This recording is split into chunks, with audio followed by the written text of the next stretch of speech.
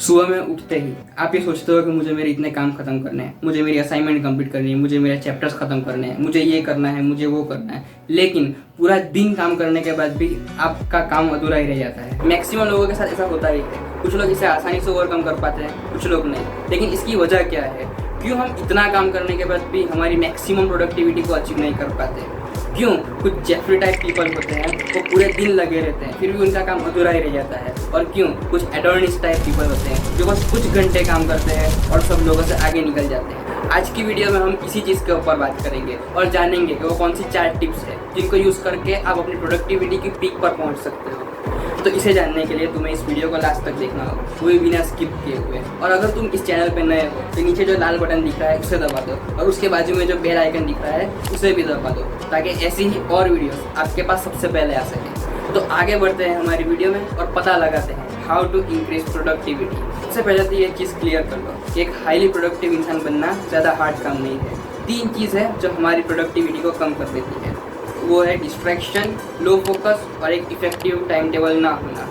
इसे ओवरकम करने के लिए मैं आपको 4 टिप्स दूंगा जिसकी हेल्प से आप अपनी प्रोडक्टिविटी को बढ़ा सकते हो। तो सबसे पहली टिप है एक प्रोडक्टिव एनवायरनमेंट क्रिएट करो। तुम्हारे सोने की, खाने की और काम करने की जगह सेम ही है। मतलब जहाँ तुम सोते हो वहीं पे खाते हो और वहीं पे काम करते हो। अब आप एक पर्टिकुलर जगह पर बैठ के एक पर्टिकुलर काम करते हो तो आपका ब्रेन उसको अडेप्ट कर लेता है। फॉर एग्जाम्पल, आप स्टडी टेबल के ऊपर पढ़ते हो और बेड के ऊपर सोते हो। आप वो जगह पर जाते ही आपका ब्रेन उस काम को करने के लिए तैयार हो जाता है। यही रीज़न है कि आप बेड के ऊपर जब पढ़ने बैठते हो तो आपको पढ़ते पढ़ते नींद आ जाती है। तो यहाँ आपको आपके काम के रिलेटेड एक एनवायरनमेंट क्रिएट करना है। पहले तो एक स्पेसिफिक जगह सिलेक्ट करनी है और जब आपका काम या स्टडी का वक्त आ जाए तो आपके काम और स्टडी के रिलेटेड ही चीज़ें उस जगह पर आपको रखनी है और जो भी डिस्ट्रैक्शंस है उनको अपनी नज़रों से दूर करके रख देना है। इस चीज़ से 2 फायदे होंगे। एक तो आप डिस्ट्रैक्शन को पहले ही दूर कर रहे हो और एनवायरनमेंट की वजह से आपका फोकस भी लगा रहेगा। सुबह में उठते ही सबसे पहले हमें हमारा टाइम टेबल बनाना है। अब इसका मतलब ये नहीं कि आप मुंह धोए बिना और प्रेशर को कंट्रोल करके बैठे रहो। अब टाइम टेबल तो हम सब बनाते हैं लेकिन वो इतना इफेक्टिव नहीं होता। रीज़न, पहला तो हम अपने टास्क और अपने स्टडी आवर्स को लिमिट से बहुत ज़्यादा बड़ा रखते हैं और दूसरा हम अपने आप को ब्रेक नहीं देते। तो सिंपली हमें बस इतना करना है कि पहला कि हमें अपने टास्क अपनी लिमिट के हिसाब से रखने हैं। दूसरा, अपने जो टास्क है जितना भी काम है उसके बीच में छोटे छोटे से हमें ब्रेक रखने हैं ताकि हम एग्जॉस्ट ना हो जाए। एंड तीसरा, आपका जो टास्क है उसे थोड़ा चैलेंजिंग बनाओ लेकिन अपनी लिमिट के हिसाब से ताकि आपको उस टास्क को कंप्लीट करने के अंदर भी मज़ा आए।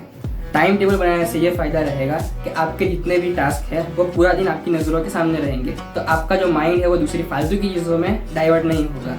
इसी पॉइंट में मैं आपको एक छोटी सी टिप दूंगा कि आपके टाइम टेबल के अंदर आप अपनी हॉबीज़, फ्रेंड्स और फैमिली के लिए भी थोड़ा सा टाइम दो क्योंकि आप इंसान हो, मशीन नहीं। पूरे दिन काम में लगे रहोगे तो एग्जॉस्ट हो जाओगे और आपकी लाइफ में कुछ मीनिंग नहीं रहेगा। एंड फाइनली, अगर आपने अपने टाइम टेबल का 80% टास्क भी कंप्लीट कर लिया तो आप अपने कंप्यूटर से बहुत ज़्यादा आगे रहोगे। अब आते हैं हमारी टिप नंबर 3 पे, connect your time table with your greater goals. अब आप टाइम टेबल तो बना लोगे लेकिन अपने टास्क को रोज़ रोज़ कंप्लीट करने के लिए आपके टाइम टेबल में एक फील होना भी ज़रूरी है। तो अंदर एक फील लाने के लिए आपका जो डेली टाइम टेबल है उसे अपने वीकली टास्क से कनेक्ट करो। वीकली टास्क है उसे मंथली टास्क से कनेक्ट करो। मंथली है उसे ईयरली से करो और ईयरली है उसे अपना जो मेन गोल है उसके साथ कनेक्ट करो। फॉर एग्जाम्पल, अगर आपको IAS बनना है और आपने 2 साल का प्लान बनाया है तो आपका मेन गोल हुआ 2 साल में IAS बनना। फिर ईयरली गोल्स बनाओ कि 1 साल में GS और ऑप्शनल और दूसरे में रिवीजन और करंट अफेयर्स। फिर ईयरली को मंथली में ब्रेक करो, यानी कि ये महीने में लक्ष्मीकांत, ये महीने में रमेश सिंह और ये महीने में RS शर्मा। अब समझो कि हमें इस महीने के अंदर लक्ष्मीकांत खत्म करनी है तो उसके जो 80 चैप्टर्स है उसे 4 हफ्तों में बांट लो, यानी 1 हफ्ते में 20, 1 हफ्ते में 20, 1 हफ्ते में 20। अब आपको वीकली 20 चैप्टर्स खत्म करने हैं तो उसे डेली टास्क में ब्रेक डाउन कर दो।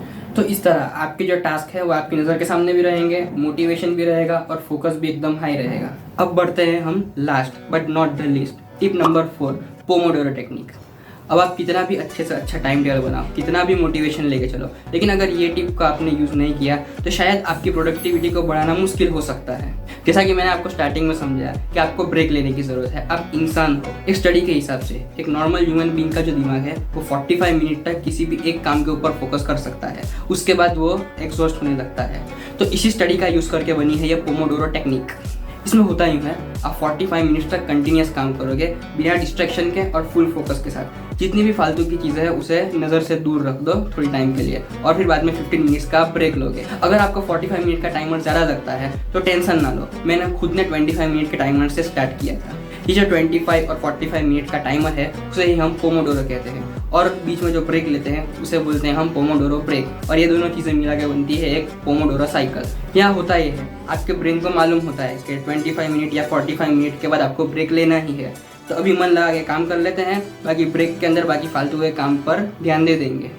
तो ये थी 4 टिप्स। अब अगर आपने ये वीडियो को लास्ट तक देखी है तो आपके लिए एक छोटा सा चैलेंज, कल पूरा दिन आप इन 4 टिप्स को यूज़ करोगे और यहाँ पे कमेंट में आके बताओगे कि ये टिप्स आपको कितनी यूज़फुल रही। और अगर आपको जानना है कि आपका ये मोटिवेशन जो है वो किस तरह काम करता है तो मैंने डोपामिन के ऊपर एक वीडियो बनाई है, आप उसे ज़रूर चेक करना। So thank you for watching. अगर आप नए हो तो सब्सक्राइब करो, वीडियो अच्छी लगी हो तो लाइक करो और ज़रूरतमंद को शेयर करो। तो मिलते हैं अगली वीडियो में, तब तक के लिए गुड बाय और टेक केयर।